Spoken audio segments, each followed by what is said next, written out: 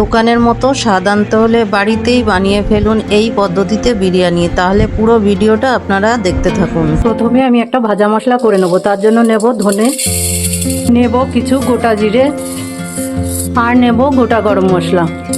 এবার মশলাটা আমি ভালো করে ভেজে নেব। মশলাটা হয়ে গেছে, এবার তুলে নেব। এবার কড়াইতে তেল দিয়ে দেবো। প্রথমে আমি বেরেস্তা করে নেব। তার জন্য দিয়ে দিলাম পেঁয়াজ কুচি। বেরেস্তার জন্য পেঁয়াজে কিন্তু আমি লবণ দেবো না, লবণ দিলে আর বেরেস্তা হবে না। বেরেস্তা ভাজা হয়ে গেছে, এবার তুলে নেব। এবার এই তেলে দিয়ে দেবো রসুন বাটা। এইবার দেবো আদা বাটাটা। আদা বাটাটা আমি ডাইরেক্ট দেবো না, ছেঁকে তাই দেবো, যেহেতু আদায় আঁশ থাকে। আদাটা ছাকা হয়ে গেছে, এতটা আঁশ বেরিয়েছে। এবার এটা আমি এবার দিয়ে দেবো লঙ্কার গুঁড়ো।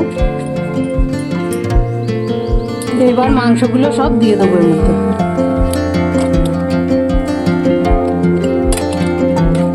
একই সাথে আলুগুলোও দিয়ে দেবো। মাংসগুলো সব সেদ্ধ হয়ে গেছে, এবার নামিয়ে নেব। এবার ভাতের জলটা বসিয়ে দেবো। এখন জলের মধ্যে দিয়ে দেবো কিছু গোটা গরম মশলা, আর ভাতটা ঝরঝরে হওয়ার জন্য দিয়ে দেবো একটু সাদা তেল। দেবো পরিমাণ মতন লবণ।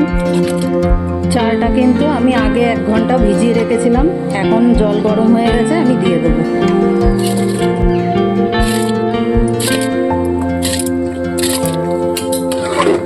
এবার মাংসগুলো সব ঝোলের থেকে তুলে নেব।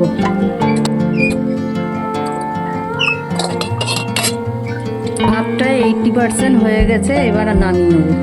এখন বিরিয়ানির জন্য আমি হাঁড়িটা রেডি করব। তার জন্য দিয়ে দিলাম মাংসের ঝোলটা। ঝোলের মধ্যে দিয়ে দেবো বিরিয়ানি মশলা, দেবো ফাটানো টক দই,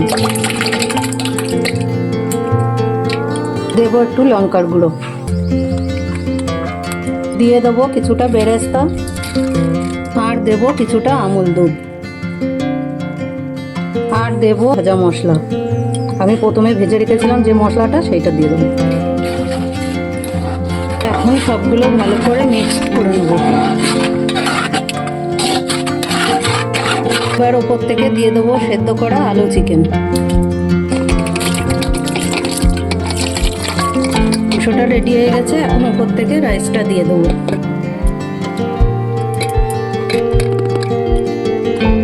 আবার ওপর থেকে দিয়ে দেবো বেরেস্তা।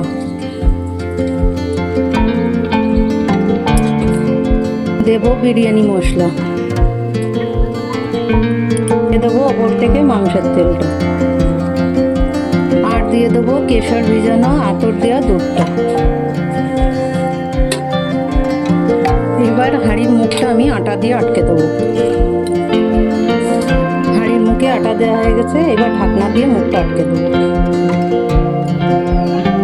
এবার হাঁড়িটা আমি দমে বসিয়ে দেবো। হাঁড়ি দমে বসানো হয়ে গেছে, এটা 15 থেকে 20 মিনিট আমি গ্যাস বাড়িয়ে দম দিয়ে নেবো। বিরিয়ানি দম দেওয়া হয়ে গেছে, এবার হাঁড়িটা খুলে নেবো।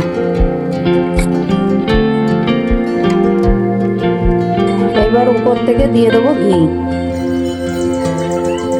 ভিডিওটি ভালো লাগলে লাইক কমেন্ট শেয়ার করে দেবেন, কারণ আপনাদের এক একটি লাইক কমেন্ট শেয়ার আমাকে নতুন নতুন ভিডিও তৈরি করার জন্য উৎসাহ যোগায়।